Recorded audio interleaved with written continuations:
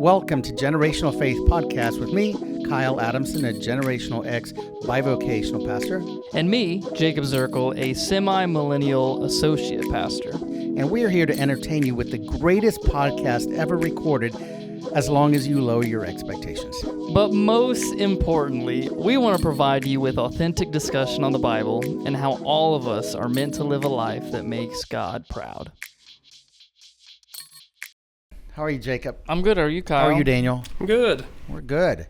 We're good. We're here. We're well rested and good. We are. I feel good. I actually slept really good last night. I went down and fell asleep on the air mattress in our basement. I was out. Nice. I didn't wake up till my alarm. I don't know. Did Daniel sleep well? We got home late from a softball game. I can't go to sleep right away after that. Yeah, I was very tired. Yeah. It's worse after you lose, too. It is. We lost the tournament, so we're done for this season. But thankfully, there's a third season. We'll start in a few weeks. So. Wow, that's pretty quick. But it was hot. Yes, it was humid, but it was fun. Yeah, a good time. Now you've had a busy day. Yeah. Yeah. So I mentioned when I got up here. This is either a really good time for this podcast or a really bad time because I was a very poor example of elimination of hurry that we're going to talk about. Where in my day job of dermatology sales, I often have an appointment or appointments to go to or lunches, things like that. And I knew today was tight. I had a lunch appointment in Anderson, not a specific time, but I needed to be there early. And of course, as I leave my house and I always pull out the maps, 465 was mostly red. It had me taking high 70 to 9 all the way up. So I did that, got them there. There's all the side note. I was ordering from Starbucks and their order, and I checked ahead of time the place I wanted to go, the Starbucks, which was half an hour away. Went to hit send it, realized it sent it to the one on 96th and Lantern Road. It's like, how did that get mixed up? So I immediately called the store, say, hey, don't make that order. Then I had to remake. Fortunately, you could copy that to resend. Got that. Then I had an appointment. Go to the north side somewhere, an appointment right after lunch in Batesville, an hour southeast. Then I had an appointment in Castleton right after that. Got home just about 3:35 in time to change clothes, get stuff ready to come here at 4 to record. Right after this, we're recording the home groups for this week. Right after that, I have hopefully a half an hour to go grab food, eat, and get back for membership class from 6 to 8. And then I chose when I was texted this afternoon, hey, do you want to play basketball tonight with the guys that I haven't played in months with? And I said, sure, why not? I haven't done that in a while. I'm 54. Why not play full court basketball till 11 o'clock? So you'll sleep good tonight. Maybe. Or I'll be so wired I'll be bed at 3 a.m. I don't know. Are you busy tomorrow? Not as busy. Tomorrow, are you? I go to Evansville tomorrow. But It's not as busy, so. You know what? I'm used to this at time, but this is a reminder for all of us, whether you have a crazy, crazy schedule like mine, or even just, we all have busy schedules. Mm-hmm. So I love this topic. Yeah, so what we're going to be talking about today is we're actually going to be doing sort of a book review. Never done a book review on the podcast, and the book that we're reviewing, if you're watching on a computer screen or your phone, tablet, whatever, you'll see the book in front of me. It's called The Ruthless Elimination of Hurry by Pastor John Mark Comer. And this book, I didn't just randomly find this book. This book was actually recommended to me by my very last seminary professor when I was doing my intensive on site at Wesley Seminary, and she basically said this book has changed my spiritual walk. And whenever you hear a seminary professor say something like that, you go, light bulb. Just pay attention. Went and bought the book immediately, read it, and I was like, you guys got to read this. Yeah. I read this book, I think, in 3 days, and then I was like, Daniel, you need to read it. Yep. And then, had you read it before, Kyle? I'd either read part of it or maybe I heard a podcast on it. I'd been through part of this before, if not all of it, but I vaguely remembered it, so I listened to it while I was driving. So I did. it was like a 4 or 5 hour book. Yeah, it's a really easy read. I like his style in it, and so there's humor. There's humor in it, and it's just kind of like it's almost like he's sitting down just talking to you through the book, which I really appreciated. Yeah. So before we start, if you guys had to summarize this book to someone who's never read it before, what would you say is your biggest takeaway from this book? It's stinking hard. So what he asks you to do is difficult, but it's important. Things that we need to wake up and think, I haven't been serious enough about this. Yeah. How about you, Daniel? Yeah, I think mindfulness, definitely. He has a lot of something that hit me early on in the book was he was talking about the upper half of people who were like more well off. I can't think of the words right now, but and then he started describing like what the upper half of people have, and it was like things that we have here, because like the national average for world is $20,000 is that line, and like it's just understanding that you're also part of the problem, and so mindfulness definitely. Yes, absolutely. I have it in our notes, and it's something that he says. The main idea for me that I pulled is that hurry is the great enemy of our spiritual life. Gosh. Which is funny because when I think about like spiritual warfare and things like that, like I would not put hurry as one of the biggest issues, and yet he presents that in this book, and he backs it up pretty well. And so today what we're going to talk about, we'll discuss why is hurry such a danger for our spiritual walk as Christians. And then at the same time, and he presents this in his book, we're going to outline the different practices that we can take as Christians to combat hurry in our lives. And so Kyle, you've got section 1 for us. Do you want to introduce for us why hurry is actually so dangerous in the first place? I do, but a real quick comment on your takeaway. Mm-hmm. If you think about it, hurry is the great enemy of spiritual life.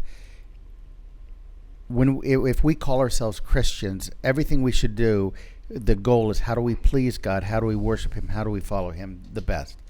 That's the opposite. So that's not even, I need to do better. That's, man, how dangerous is this to what's most important in my life? So take this serious. So why is hurry dangerous? So we're going to look at Comer's central argument, which is rooted in Dallas Willard, the great Dallas Willard quote, who says, "You must ruthlessly eliminate hurry from your life. Hurry is the great enemy of spiritual life in our day," which I love the first part of this. Here again, if you look at this, sparse this out per words, you must, so not you should, you must, that's all of us Christians, ruthlessly. That's one of those words.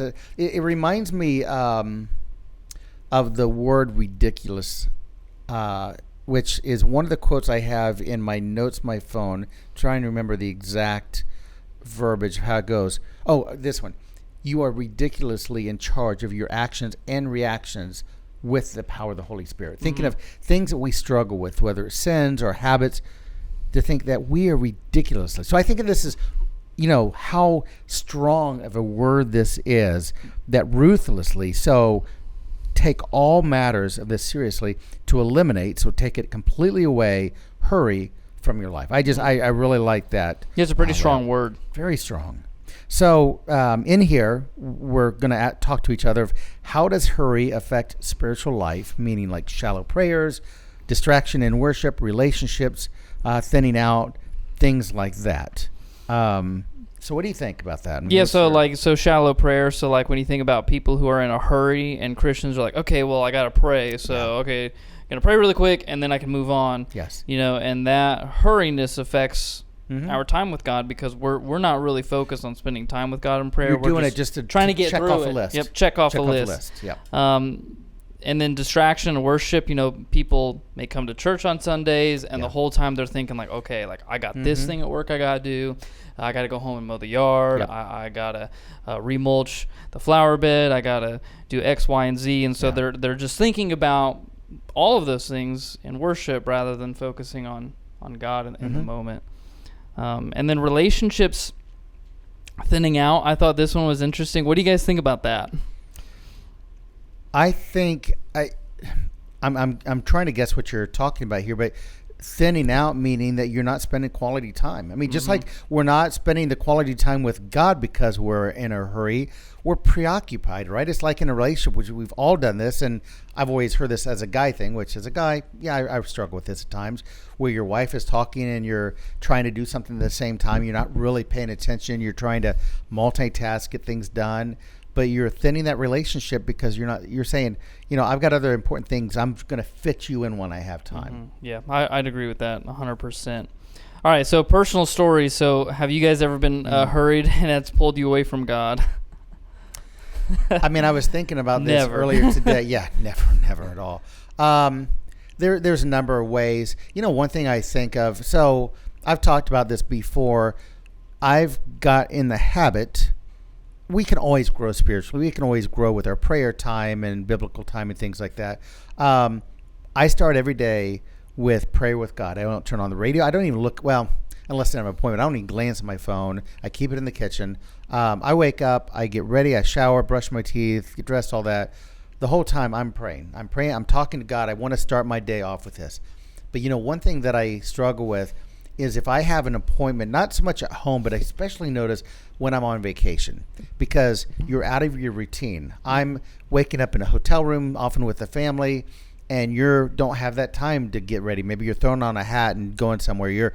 So I get out of that routine and say, it's like, oh my gosh, I've got to have my normal prayer time with God. And we talked about that. There's different ways to pray throughout the day, but just talking to Him, thanking Him, things like that. But just to take that time, and my prayer time is structured, my initial prayer time with God, where I praise Him for who He is and what He's done in my life. I ask Him for forgiveness for a variety of things and things I can't remember. Ask Him to help me forgive others. Ask for wisdom to follow Him better, love people better, be a witness better. And then I pray for all kinds of healing and things like that. So I it's very structured to make sure I get in parts that I think are important. Part of this is derived from how Jesus taught His disciples to pray with the Lord's Prayer. But that's one area. When I'm on vacation or in a different area, I often get distracted by doing other things, and that becomes something, I didn't do that. Yeah, that's a good example. Daniel, do you have any? I have a fun one from this Sunday. So I've tried to start bringing my espresso machine to service so that we can have more coffee options and whatnot, and spend a little more time in the action of making it and maybe conversate with people.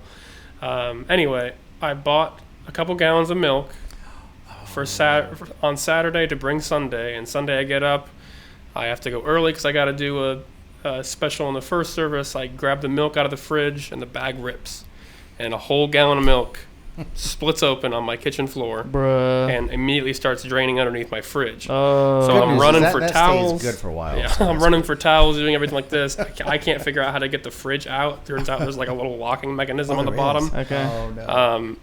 So during the practice of the set, I was very distracted thinking about the milk I got to clean up, and then it hits me.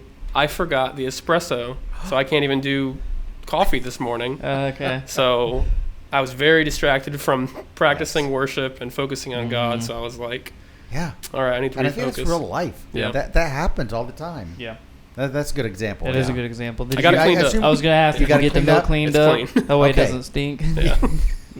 Although I did find the milk that was in your mini fridge in here is finally gone. Yeah, I threw it away. Yeah, was it curdled? It was pretty thick. It was thick? Okay, it'd been in here since March, I think. No. Yeah, doing a little science experiment. Yeah. Carson had done that thing with me. He was like, what are the odds that you drink from it? Ooh. Oh. How close was it? It was not close. Okay. Because I was like, there's no way I'm letting that happen. Than drinking milk that's gone bad, because you don't, especially if you're not expecting it. Oh, yeah. That happened to me once. I went to Target and got a big thing of chocolate milk and just twisted open the car and took a big thing, and it was expired by like 3 weeks. And it immediately spit it out because gross. All right. Personal story for me. Yeah, I'll do two. So Sunday morning, come in. I do what Dan does or had done, where I walk throughout the church building beforehand, pray throughout the property, and I come in, and part of the church was not set up how it should have been set up, and so I start out in kind of a bad mood because I'm like, oh my goodness, I don't have time to deal with this right now, but there's nobody around to help me, right? It's 6:30 in the morning. So I'm in the Great Hall trying to set stuff up on my own. I'm getting all sweaty. I'm getting flustered. And then I'm like, I got to go and like run through my sermon again. And then I'm looking at the time, and it affected my mood really even throughout first service. And I'm so happy to have Sunday school because that was kind of a place for me to decompress. And so then going into second service, I felt much better, more connected to God. And then just another personal story, this is more of a lifestyle example where typically what I do or had done in the past when I would wake up in the morning is the first thing I do is I'd reach for my phone. Like, oh, got to get out my phone, got to see the emails I've missed, check out Facebook, Instagram, TikTok, Twitter, X, whatever it's called. It's Twitter. It's going to be Twitter to me. But I found, I was convicted in this book of like, when I do that, I'm starting out my day not with God in mind first and foremost, but I'm starting my day, just in busyness and being hurried. And I would find then that would affect my whole day, right? Where I would find these times during the day, maybe an hour, 2 hours, where I'm just on my phone, just flipping through apps. I'm bored. I'd open up my calculator app, calendar app, and I'd be like, I don't know what I'm doing right now. Your calculator app. Yeah, just because. Just passing time. And he actually mentions it in the book. Your division on there? Yeah. He mentions it in the book that, when we think about hurry or being busy, we think about like physical busyness, like how you shared, like you're doing all this stuff. Sometimes it's mental busyness. That's a good point. And a lot of times that manifests in our phones. Yeah. And how we live. So those are my examples. It's hard to. I mean, in fact, Cheryl was watching some kind of little video on the way home from softball last night. It was, I didn't agree with all of it, but it was one of those like 2025. It was like somebody from like 1985 said, man, I heard 2025 is going to be really tough, that, everyone's going to spend their time on screens and then you're not going to want to go outside, and you guys get around together and you get your information from social media, you don't really talk, and which is an exaggeration to a point. I mean, a lot of us do a lot of that, but in generalities, a lot's changed where we don't do a lot of that stuff. And I think of hurry in that way, with that so often we're so used to our thoughts going 100 miles a minute now, because technology has sped things up so much. We allow our life to get sped up, and we put things that are important. We don't take that quiet time that we're going to talk about. Yeah, and you would think that with the rise of technology that we would be less busy, right? Because we have technology to aid us. Yep. He gives a great statistic in the book that Americans, was it 100 years ago or something, Americans used to sleep in 11 hours a day. It's crazy. And now we're like 6. Yes. And it has to do with technology. People are on their phones, they're doing work stuff. I'm pretty good with 8. Huh? I'm pretty good with 8. But I don't get up super early. Okay. All right. Anyway, so hurry, it's a big deal. If you don't believe us, well, you're probably lying to yourself, and maybe you should go read his book. All right, so what we're going to focus on for most of this episode, though, is how do we deal with hurry in our lives? So there are a couple of different ways that we can deal with hurry, and Kyle and I are going to go back and forth on these. So the first one is silence and solitude, and silence and solitude, all that it has to do with, it's just simply creating intentional space to be alone with God, right? You have no noise, you have no distractions, and this is something, I don't know about you guys, I really struggle with. I like noise. Like, even when I'm writing sermons, if I'm at home writing a sermon in my living room, I like to have Everybody Loves Raymond on in the background. I love that. I'm not watching it, but I just like that noise in the background.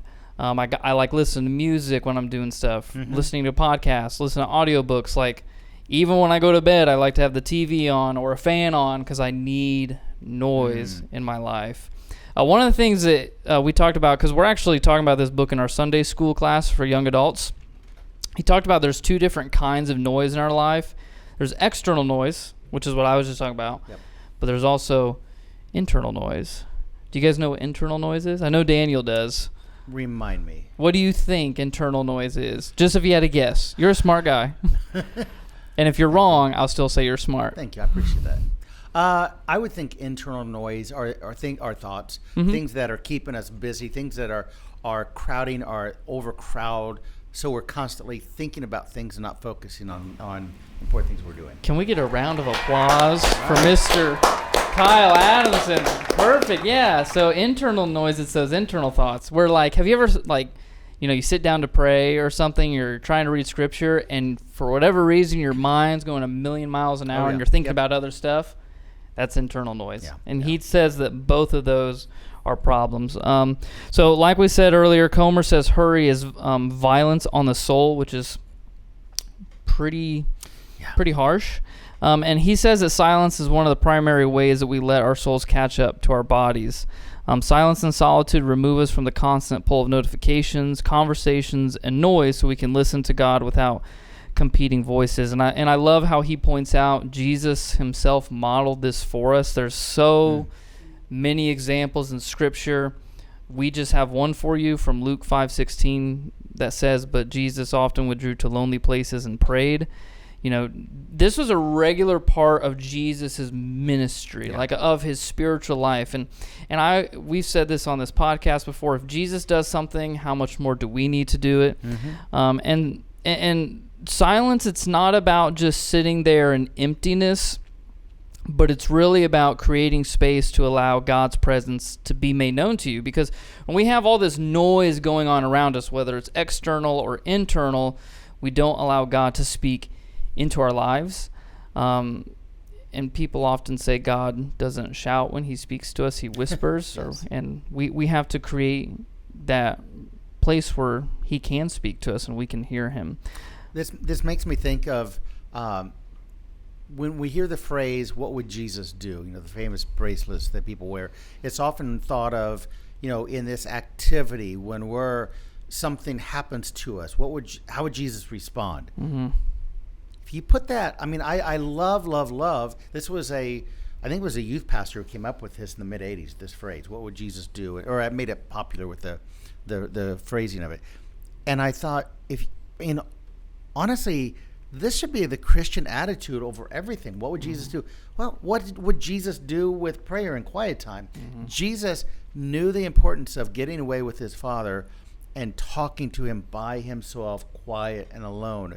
We need to follow everything that Jesus did, not just how he reacted to things, but how did he live his life? And this is a great example of that. Yeah, because if we just set aside like, I'm going to have 5 minutes for prayer in the morning and then boom, try to go on with our day, we're not creating that environment that Jesus modeled. So I want to do some personal story times as we go out throughout each of these. So we've got our first personal story. So I want you guys to tell me about a time, and I'll also share, that you tried silence to be with God. Have you guys ever tried it?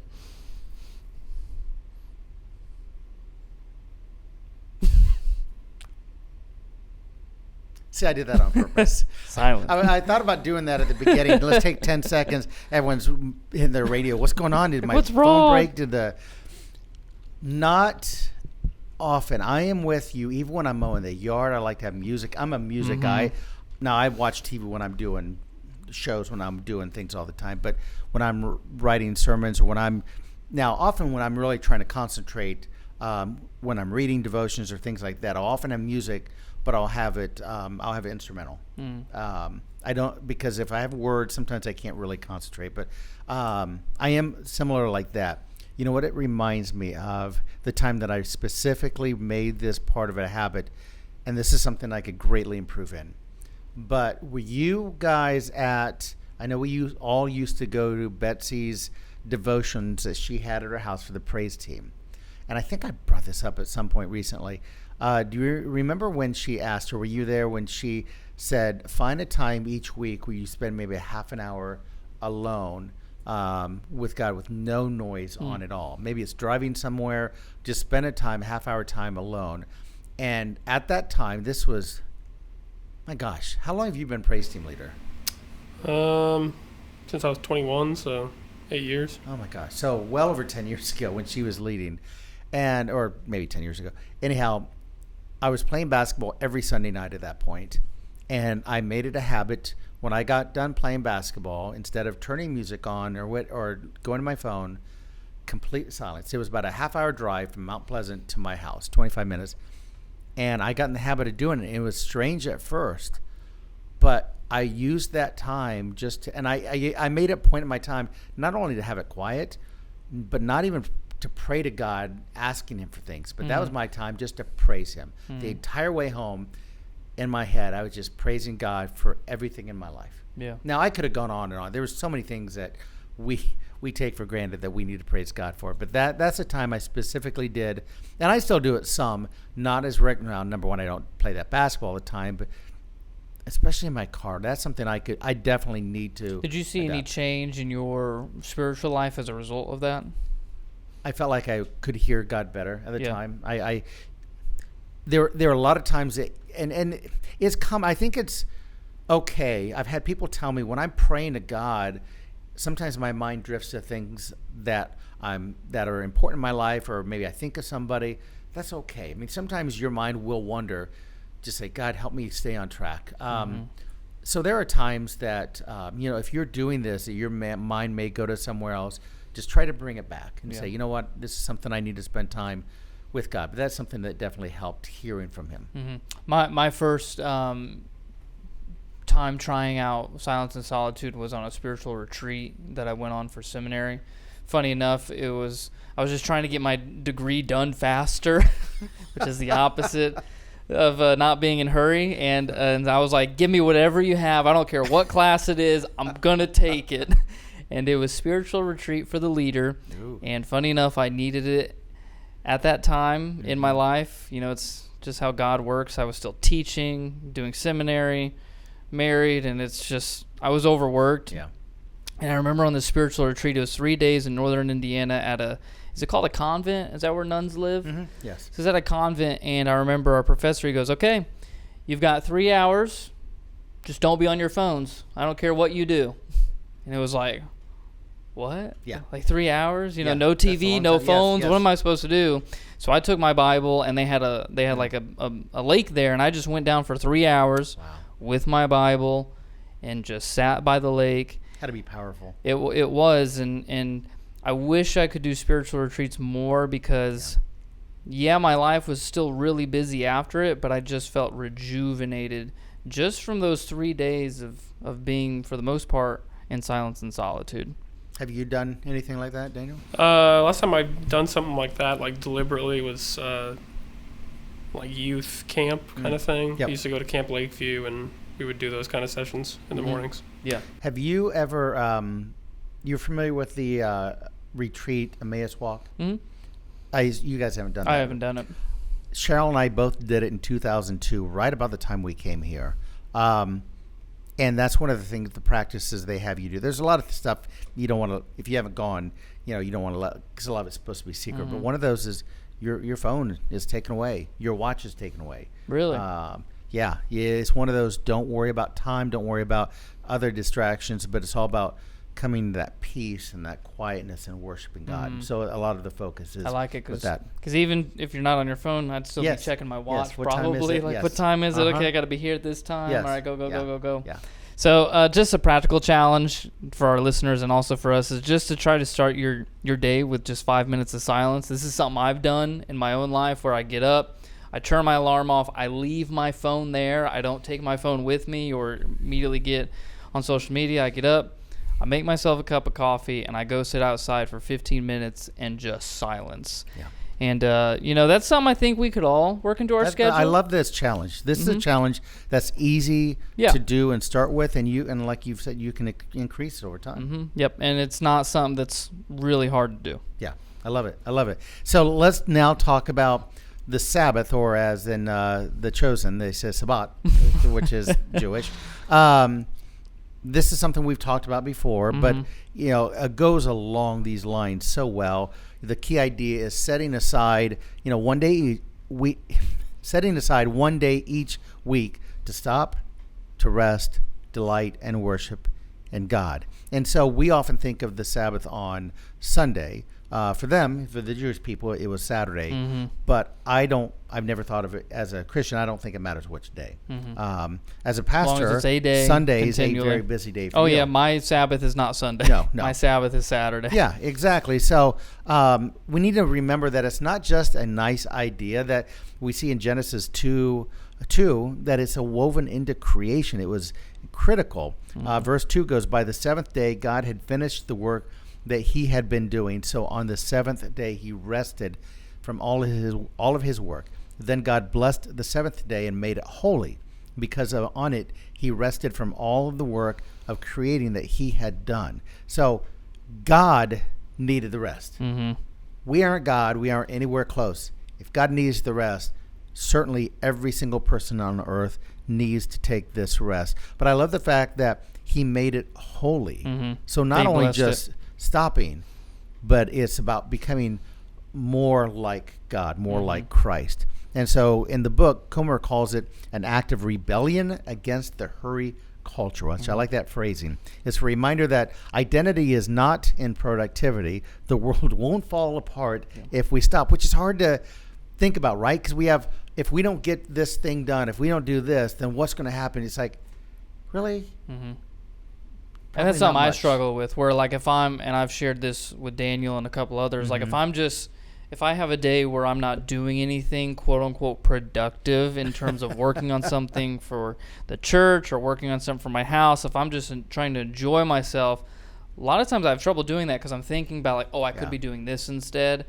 But really, I think when I do that, or when we do that as people, we're really saying to God, God, I don't trust you enough, right? Like, if I don't do it, it's not going to happen and it won't work out. But like I said, in doing that, we're telling God, we're the one holding it together, not you. All right. Quick squirrel comment here that actually does fit in. So go back. We're going to add a little humor in here, hopefully. Go back to what we watch every Christmas. Hopefully you do. Christmas Vacation. They're in the dinner scene, eating the turkey, and Uncle Lewis at the end, when Ellen is cleaning up the garbage that the dog chewed into, and Clark's out there. Sad I know all the names. That they're cleaning in there, and Uncle Lewis says, "Ellen, if you're not doing anything productive, will you go get my stogies?" Something like that. And she's like, sorry, being productive. My mind goes to some stupid comedy. We should do a Christmas episode where we react to Christmas scenes and be like, how can we find the gospel in this? Yes. That'd be kind of fun. Mark that down. We can do Christmas Vacation and Muppets Christmas Carol. Oh, yeah. There we go. Come on now. Yes. Maybe the Christmas we can do story. others, but... We can do others, but yes. Oh, my goodness. All right. So really, true Sabbath is more than just avoiding work, which... That's often what we think of. Okay, we're not working, so we're doing Sabbath, right? Comer says it's about delighting in God and His gifts. So it's about worship, right? It's about eating good food, which I think we're all on board for. I'm okay with that. I'm good with that. Enjoying creation, spending unhurried time with people, worshiping without checking the clock, which we just talked about. And so the danger today is turning the Sabbath into just a day off, which easily becomes a day of errands and chores, catching up. Sabbath is holy. It's a day that feels different from the rest. Now, I always think of the story that Pastor Dan shared when he got back from Israel the last time. And I think you guys know where I'm going with this, where the Jewish people, as we know, the Pharisees and the Sadducees were all about, you can't do this. I mean, that's why Jesus couldn't stand some of the rules they put on. You can't heal a man on the Sabbath because it's like, oh, come on, guy. No, I'll do anything. Don't you understand what my dad was doing with this? Come on, get in the picture. But I mean, the story where Dan went to this hotel, right? And they had two sets of elevators. The one elevator, and they were there, I think, on the Sabbath. And so one elevator was for the guests to use that went up and down when you hit it. But the other elevator stopped at every floor automatically because if the Jewish people were pushing one of the buttons on the Sabbath, that was work. I can tell you right now, in full confidence of knowing the Scripture as I do, not perfect at it, that is not God's intent. That is not this. I love this, that it's not about avoiding work. It's about taking time to rest and worship Him and focusing solely on Him. Yeah, and I like his focus of Sabbath is just taking time to, yes, you stop and rest, but also to delight in what God's put around you. So I shared my Sabbath is Saturday, where Saturday I don't work on anything ministry-wise. I try not to do housework. Like I just try to spend time with my family and just try to recognize all the ways that God's blessed me in my life. And taking that time, like you'll start to recognize how you said you prayed regularly, just thanking God for all the things in your life. When you take that time to stop, rest, and delight, you'll start recognizing those things more.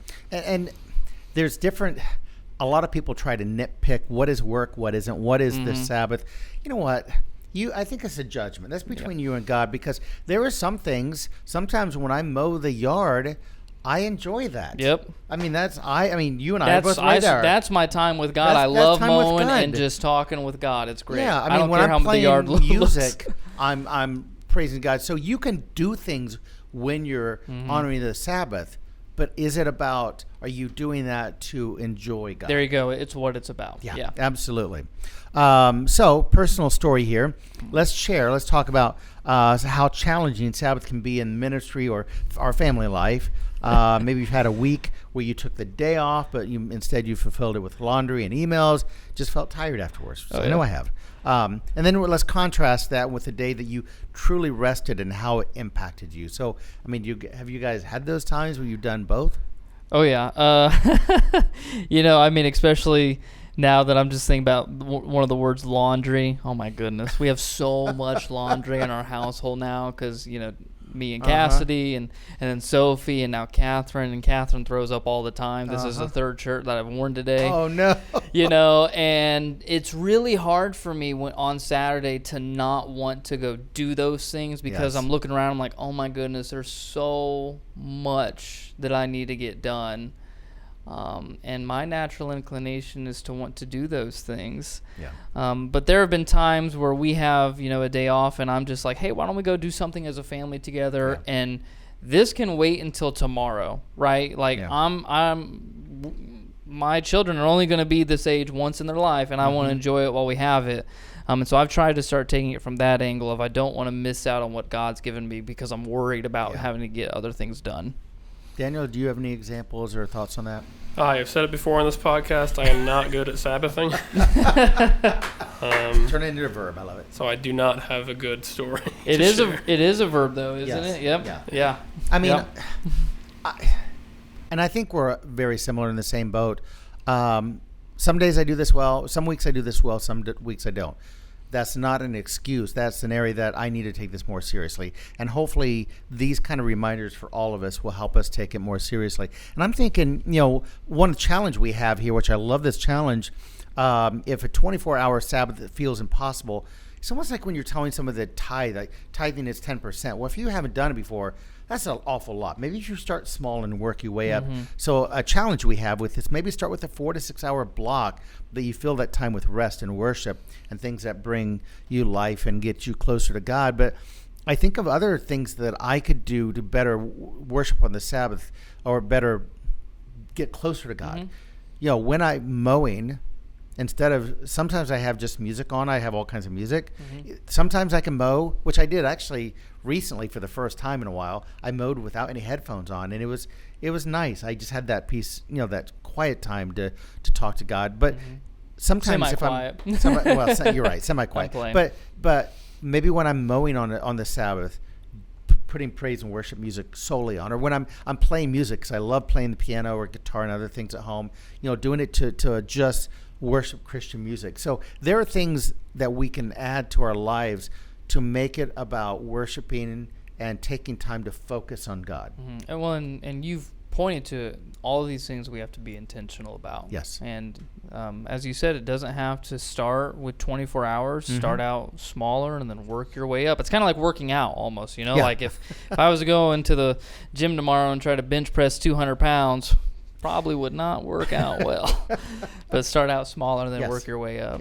Yeah. Work on the muscle. All right, so our third one. This one I thought was really interesting because it's not something that I would have tied to eliminating hurry. And this third practice is simplicity. And the key idea is that we need to declutter our lives. And that means decluttering our possessions, our schedules, and our mental space so we can focus on what matters most. And Comer says that we live in a culture of more, which I think we can all agree on this, right? Like we need more clothes, more events to go to. There's more information than ever before at our fingertips.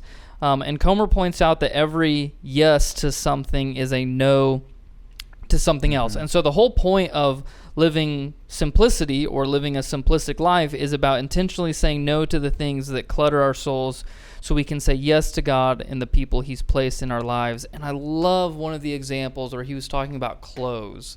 Because I was looking at my clothes in my house and I was like, I've got a lot of shirts. I don't need all these shirts. And I think he shared in the book he has like one outfit for every day. And that's it. I was like, whoa. That's why I said there were some things I read in this book. It's like, I don't know if I can get there. It's really drastic. I don't know if I could do that. Yeah, I don't know if I could do that. But something that I've done in the past, and I guess I'm skipping ahead for clothes specifically, is like you turn all of your hangers around backwards, and then after 6 months, if your hangers aren't facing a certain way, you get rid of and you donate those clothes. That's a good idea. Ooh. Mm-hmm. I do go through maybe once a year and think, okay, I haven't wore this in a while. I mean, and I'm one of those. I have clothes I've had for 15 years. Yeah. It's like every once in a while, but that's a good. Yeah. So biblically, Paul modeled contentment for us. You know, there's so many times where Paul's in jail or something, and he's like, "Guys, I'm good. Like, I've got Christ in my life. I'm cool." And this wasn't. Jail where they're giving you 3 full meals a day, and you got to eat a bathroom in the corner, and this isn't one of those jails. Yeah, and Paul modeled contentment for us, and he warned against being weighed down by the pursuit of more. 1 Timothy 6:6-8, Paul writes, "But godliness with contentment is great gain, for we brought nothing into the world, and we can take nothing out of it. But if we have food and clothing, we will be content with that." And so simplicity, it's not about deprivation, it's about freedom, because when we own less and do less, we then chase less, and we gain space for what actually matters. And we always pick on social media, but I think of social media with this because with information, like I'm constantly scrolling. Mm-hmm. And I think I've shared here before, I don't know if it was here, but sometimes I scroll on social media and I start getting anxious because I don't want to miss out on something. Yeah. And in the process, I get in a loop. Yeah. All right, so personal story idea or story time. Share about a time that you guys cut back on something, maybe downsizing commitments, cleaning out possessions, or cutting a recurring expense and found relief instead of loss. The thing that really comes to my mind on this when I first saw this question is I'd seen, I think it was so many things I read or I hear, I thought, that's a good idea, and I try to copy it and use it. This was something that, oh my gosh, Carey Nieuwhof does leadership podcasts, has done a lot, written books. And I remember he talked about this once, and I thought, this is smart. In fact, I've added one to this recently.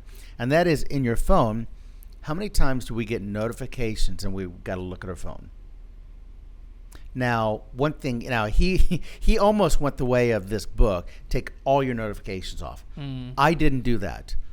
I want to know when I get a text message. Mm-hmm. I do like to be able to respond to people quickly. And so phone calls, which my phone's always on vibrate, but I'm always in an office or something. So, or I have my watch with me, I can tell. Mm-hmm. But the one thing I did is I eliminated notifications off of almost everything. Email, Facebook, all social media. In fact, the one that I just took away the other day was Snapchat. And the only reason I'm on there, I don't get on there much, except we have a family Snapchat, which is nice because all the kids, the son-in-laws, grandkids are on there. So they'll post pictures of the grandkids, things that are going on. So it's a great connect. The idea is great. You're connecting with the family. But I would often get notifications, and I'm one of those.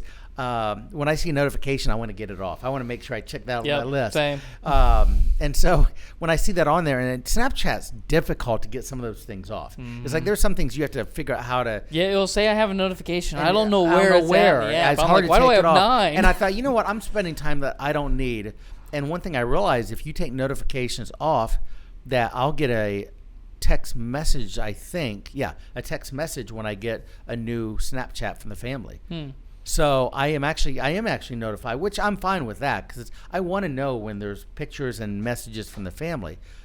But it just eliminates. It's like I'll check email on my own. I'll check social media when I have time, but it eliminates me from keeping that a busy part of my life of always feeling like I have to go to my phone. Yeah. It's one way you can quiet down your life. Yeah, and I feel that pressure now as senior pastor, just of always being accessible to people, and I think Comer says that he only answers emails once a week or something like that. And I was like, if I did something like that, I couldn't do it. Couldn't do it. Like, and I've heard pastors say, in fact, I think it was Carey that said this, if you they would have whether it's a business person or keeping control of your time, or a pastor, having a time for visitations between 9 and 11, or find when your most productive time is, work on that, but have set times throughout the day that you see visitors. And if not, unless it's a flat out emergency, they come during that time, so you stay focused on what's most important. Yeah, and something that I've tried to practice in protecting my time and being more simplistic is, okay,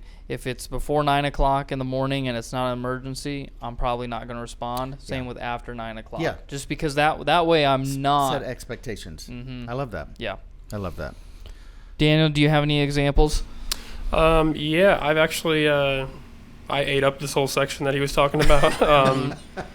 I was a big fan of his talking on social media, and like it's part of the reason why I don't get on social media much anymore. I only really do TikTok. Like I got rid of Twitter 2 years ago, and didn't do what was it? I didn't do Instagram very much, or like I don't follow a lot of things because like I'm not a fan of the 24-hour news cycle, and like those platforms propagate and benefit off clicks. So they're gonna write horrible news titles to get you to interact with it, and people don't even read the articles when they share them, and it feeds into itself. What they said, and and then so people get upset. Part of the reason that I got rid of those social medias, but the consumer capitalism section that he was talking about was a huge hit for me. I texted Jacob about it. I started writing down like this whole rant thing during the first chapter, and then about halfway through the book, he started saying all the things that I wrote down. Fill me in on this. So I haven't listened to this in a little while. I'm trying to remember. My whole thing, and my wife always rolls her eyes when I start talking about it, about consumer capitalism. I think we as a church turn a blind eye or try not to think about the impact, the environmental impact, the personal impact of these major companies like Amazon, especially Shein, and Temu, and all those like drop shipping companies. I think we use them, and we're like, we get cute products that are like plastic things that don't biodegrade in the earth. We use those things, and we kind of turn a blind eye to like the slave labor that they're benefiting off of, the cost of everything that's linked to it, and like even Amazon is a huge proponent of that. And I use Amazon all the time, so it's not like I'm calling people out. I'm calling myself out too. I've switched to fair trade coffee because of this book. I went out and tried to find something like that, because coffee is a huge impact that I make on the earth, because I drink a lot and make it at home. And I think Starbucks makes enough money so I can switch off of that. So I've tried to cut down on that kind of stuff. That's smart. But yeah, it was my 2 cents at the end of it was we get lost in the culture war that is perpetuated by the 24-hour news cycle, and that thrives off of clicks and interactions. So I think we think about. Well, like you go into Target. I'm just going to pick on Target because Cassidy and I like to go there and walk around and get Starbucks, funny enough.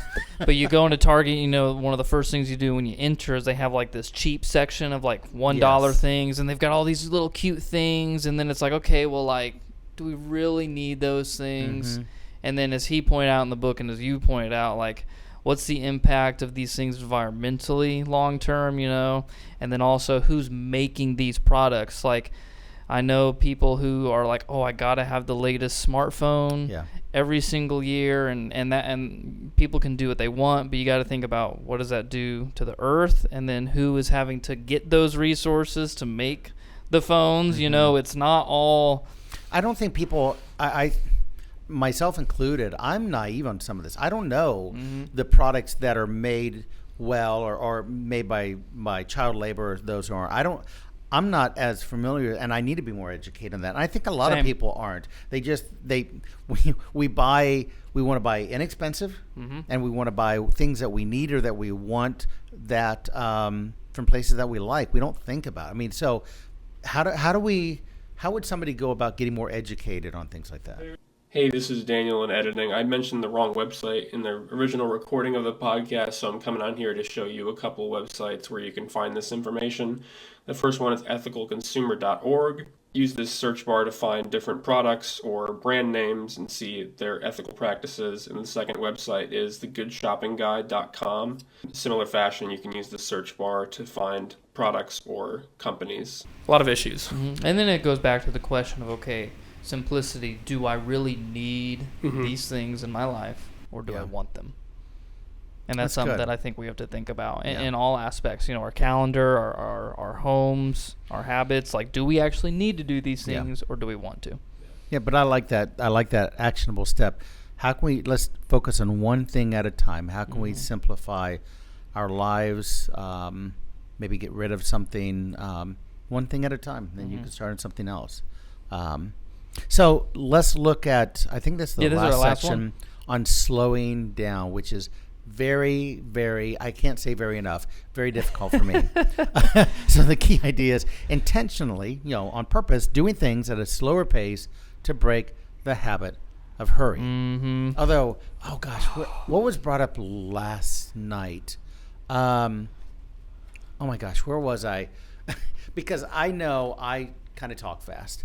And especially when I started preaching in 2016, I'd have a number of people, usually from the first service, who would say, "Oh, you just need to slow down. I couldn't get everything." And I get it. I did talk faster, and I think that's improved over the years somewhat. At least I think so. Preaching.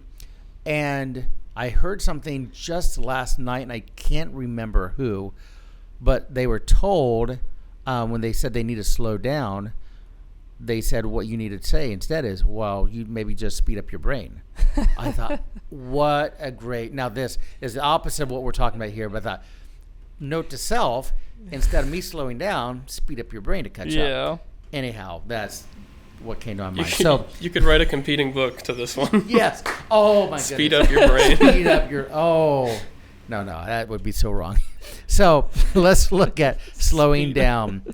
As we know, slowing is an active counterpart to silence and simplicity, right? It's a way to take this purposely to help us achieve the desired results we're looking for. It's about training our heart. We talked about habits before, right? Training our heart to be present. And Comer says we live at the speed of smartphones, but our souls are designed for the speed of walking. Think about that.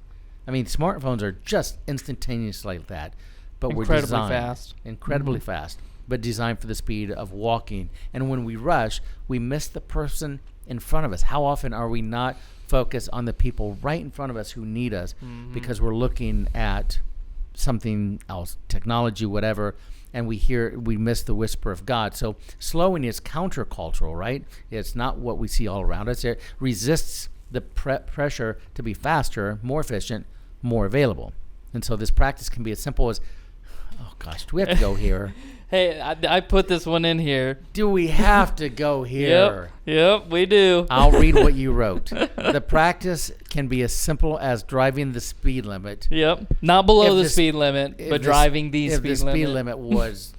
Okay. For some of you, that means driving the speed limit, not, oh my gosh, seriously, not multitasking while someone is talking or waiting without pulling out your phone. Yeah. Why didn't you just say, Kyle, you need to work on this. This is for you. This is why it's This your is section, my Kyle. story. Cheryl right now is saying, yes, yes, yes. My kids are saying, that's you, Dad. Oh my goodness, that's hard. It is, and Comer, if you do read his book, he gives 20 different ways that you can practice slowing down. And the first one he did, and I wrote "ugh" next to it, was drive the speed limit. And I never thought about it. Like, I like to speed, I like to go fast, and it's all because I'm in a hurry. Like, I got to get to this place faster. Isn't it kind of a game? Maybe it's a guy thing. I've heard it with some women, but I think it's a guy thing that when you put in your GPS and it tells you 45 minutes, I bet I can get there in 40. It's like it's a challenge. I like it, especially when we're on vacation. Accepted. And I am going to break that record. I boast to Cassie. I go, look, I shaved our time by 30 minutes. Yeah, we got to Gettysburg 30 minutes sooner. You're welcome. And she's like, of all places, we got too faster. Another one he says that I thought was interesting, getting the longest checkout line at the grocery store. Oh, yeah, that's right. And then there are just some things in here that I wish I could do. Like he says, get a flip phone. You know, like I would love to have a flip phone, but I just don't know. Flip smartphone I would get. I actually used to have a flip phone, but it was before smartphones, so that doesn't count. They're tough, but how important. Remember what we first talked about in the beginning, that this is a priority. We have to ruthlessly eliminate this. And doing those things forces you to slow down, and you might hate it, but after a while you might be like, yeah, it's not so bad, and you can enjoy life around you more. So I like the personal story on this one. Is there a time that you were forced to slow down? Maybe a long flight, a long line, technology outage, or, and what did you notice when you weren't in a rush? Oh boy. I won't give a specific example, but when I have been forced to slow down, like a long line or there's a flight delay, I realize how much of my mood and attitude is tied toward it. When I'm forced to slow down and it's outside of my control, it usually puts me in an awful mood. Like if I'm late to something because of a long line or there's a flight delay or whatever, it puts me in a really bad mood, and that is not the way of Jesus. Yes. I can share. Yeah. This is kind of a sad story, but when my grandma died, my mom's mom, I flew out. I heard about it when we were at Disney, and then I flew out the day we got back from Disney to Connecticut, and I had to be back I was still new at a job, so I was worried about like getting back in time and everything like that. And our flight gets delayed because they didn't have, or I had a connecting flight, and on the flight in, we couldn't come to port or whatever because they didn't have a grounds crew to take us in. And so we got delayed, and they told us we'd probably miss the flight, but if you run, you could try to make it. And so there was like 4 or 5 of us that were running through the airport in New York, I think it was, and get to the gate, and no one's there. They had just left the flight and everything like that, and I have a really hard time dealing with my emotions because I bottle them up. And so at that time, I was like not processing my grandmother's passing, and like all this different stuff was building up, and didn't know if I would like get reprimanded at my job for missing a day or something like that, and I just start bawling at the airport. and then I'm forced to like deal with all the things that I'm going through at that time, and so it was kind of a cathartic experience. But then I got woken out of it because I realized that I was a 23-year-old man and crying in an airport. But it was a nice little experience for that time. But that was a time that I'm forced to actually feel my emotions and slow down. Yeah, I mean, I know we all have stories. One that comes to my mind, speaking of a flight, is Cheryl and I.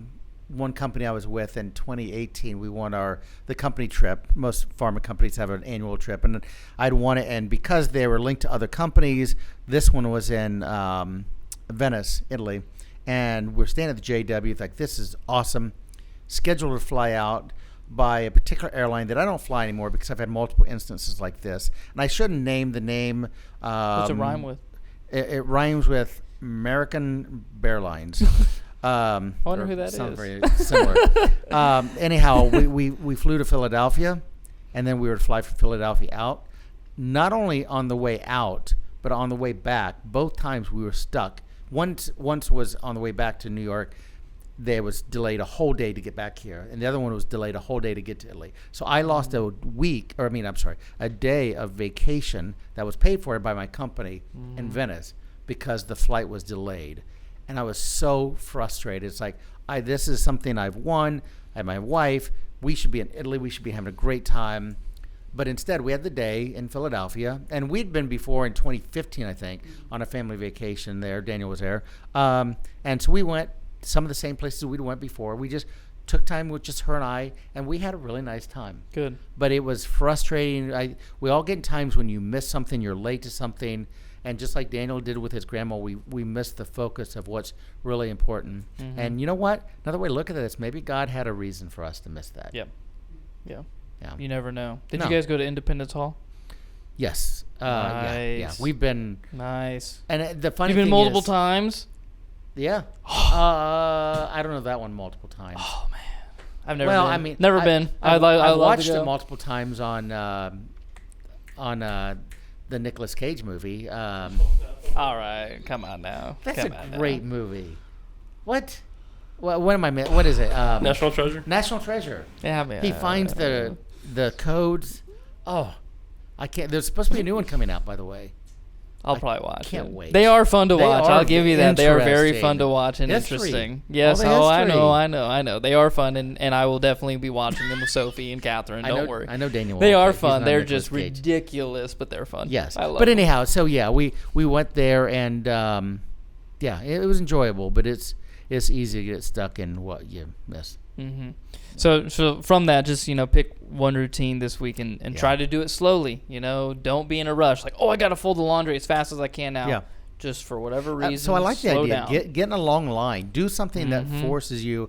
And when you do that, I would even encourage you, don't pull out your phone. Bingo. Just smile. Just have a be conversation pleasant. with somebody. Have a conversation. Notice people. Maybe there's somebody who's really hurting. In fact, the thought just came to my mind. Dan and I both met the guy who came to our church who just got out of prison about a month and a half ago. Mm-hmm. He shared this story, and I kind of talked about it. And he came to this church. How did he come to this church? At the grocery store, I believe it was the Kroger on the corner of Bluff. Somebody, we haven't figured out who it was. Somebody noticed him there, and an older woman, I believe, and started talking to him out of blue. And he's like, "Why are you talking to me?" He had tattoos all over him, hadn't showered in a while. And she goes, "Do you go to a church? You need to try this church down in the corner, Center Church. I think they would really like to have you there."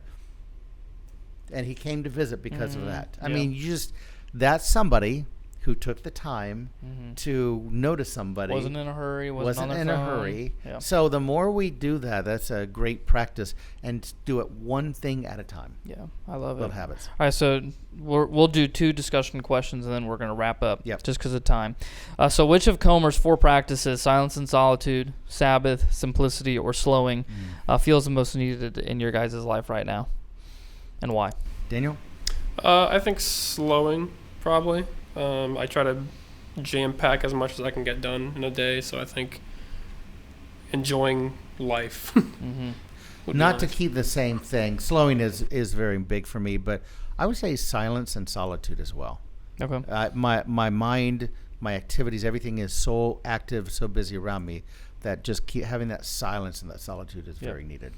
For me, I'm going to piggyback off of Daniel and say slowing, just because I feel like if I'm not doing stuff as fast as I can, I'm not being efficient. Yep. And that's something that I need to work on. Yeah. And then our last question. So who in your guys' life models an unhurried, Jesus-centered pace, and what can you learn from their example? I don't have a good one for this one yet. That's why I was like, not this question. Okay. I'll go first. So I'm gonna pick Babs. Oh. So 2 weeks ago, Babs fell at the YMCA, and I went to see her in the hospital. And Babs is one of the most joyful people that I have ever met. And she told me, and she goes, being able to be at this hospital gives me the opportunity to meet all these new people. Yep. And to talk with them and get to know them. And that is not how I would have been in that situation. No. But she just recognized, like, this is an opportunity that God has placed me in, and I'm going to live it to the fullest that I can. She is such a great example for all of us. I mean, just her joy, her care, her concern. I mean, what a great illustration of being led by Christ she is, an inspiration. So couldn't agree more with that. Do you have anybody you think of?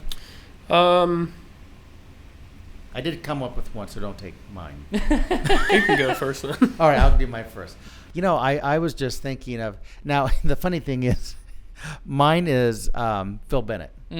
So the funny thing is, we're coming up with people who are retired, and so all of us not retired. Of course, they have time because they have they're time, not rushed, and they don't have little kids. But you know what? I see Phil and Therese as people who, and I've always known this about him. He's just calm in how he does things. Right? Yeah. He has this calming presence. They stay active, and there's nothing wrong with having an active life. I'm not one that sits around, even when I retire, sits around, plays golf, or just sits on the park bench for 3 hours. But these are people, they have time with their kids, their grandkids. They help out. He helps out whenever there's a need at the church. He's always willing to help. But he does it at a pace where he keeps his mind focused on God. And you can see him, I think he honors God with the way he does a lot of this that we're talking I about. agree, That 100%. comes to my mind. There was a part in the book where John talks about how Jesus, most of the stories about Jesus in the Bible are him being interrupted, and you really find out who someone is when they are interrupted. Mm-hmm. So I think about Dan, because anytime I've had a question about the Bible, he's set out a time to meet in his office and discuss it. So being fully present in the conversation and anything like that. And I think of James even talking to Dan after sermons about clarifications and his historical things, and him making the time. And I really appreciate that similarity that they have. Yep. I think we all agree with these. Yeah. Absolutely. All right. So any other major takeaways from you guys that you want to share? Mine is on the thing, so don't read mine. That's mine. Okay. Yeah. To me, it's all wrapped up in one. This is all simplify, slow down, worship, make time for a Sabbath to worship God. I mean, it's just simply take a breath, wake up every day, because I've always said I love the phrase make every effort. Used 9 times in the Bible of how we get closer to God. That's our Christian life. Are we making every effort to follow God? So this is an area that I've struggled with.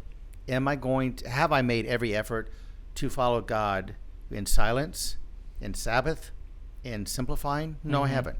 But it's something that now that I'm more aware of it, I can. And I can set goals. And I write down some of my goals, and this is something that I can work on starting tomorrow. Yeah, that's my main takeaway. Okay.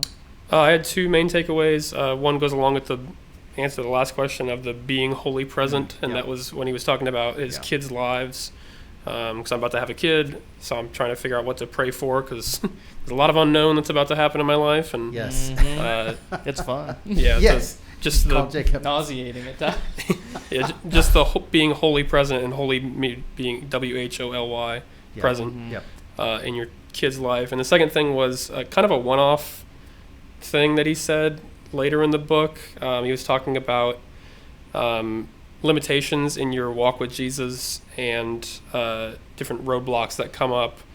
And he said, he quoted John 21:22, which says, "What is that to you?" He was reprimanding Peter for someone else's walk, another disciple's walk, and then he says, "What is that to you? You follow me." And I really liked that. The comparison is the enemy of joy, or whatever that quote is. And comparing your walk with someone else's is not healthy for you to do. We don't know what's going on in their background, what got them there, and when you get a comparison, you're just setting yourself up for trouble and stress and anxiety. My biggest takeaway that I'll share is Jesus was busy. We see that in the gospel. He was constantly on the move, doing things, but he was never in a hurry. And people were not a roadblock to him. Sometimes we get such in a hurry that when something comes up and people need us, we view them as a hurdle in life rather than seeing them as a person who is known by God and loved by God. And I've tried to allow that to start to be more of my everyday worldview. So to our listeners, I would just encourage you of what would it look like for you to slow down this week, and which of the 4 practices that we talked about could you try? It doesn't have to be these huge, grander things. Start small, allow that to shape you, and then work your way up. And then also, how might it change the way that you connect, yes, with other people, but more importantly, connect with God. Yeah, love it. Yeah. Love it. All right, Kyle, will you pray for us? Let's go to God in prayer. Father, I thank you for this subject today. This is something that we all know. We all need this. We see it around us. And it's so easy to look at other people and say, man, I'm not as busy. I'm not as bad as the person beside me. I'm not as busy as that family member, or don't understand this as bad as somebody else. Let us focus on what we need. Focus on what you are telling us. Let us come to you in silence and prayer, and God, tell us what we need. Tell us what we can do better by starting at one thing at a time. Father, I just ask that you give us the wisdom and the confidence to put this into practice, and the willingness to say, God, I want to be better in all parts of my life, especially this. It is in Jesus' name we pray. Amen. Thank you for listening to this week's episode of Generational Faith, a bi-weekly podcast hosted by Kyle Adamson and Jacob Zerkel. If you aren't already following our social media pages, we encourage you to give us a follow to see what we are all about. If you have topic suggestions or questions, please reach out to us on our social media pages that are linked in the description. And if you made it this far into the episode, as always, please share this podcast with a friend. It really helps us grow and spread the word of God to others.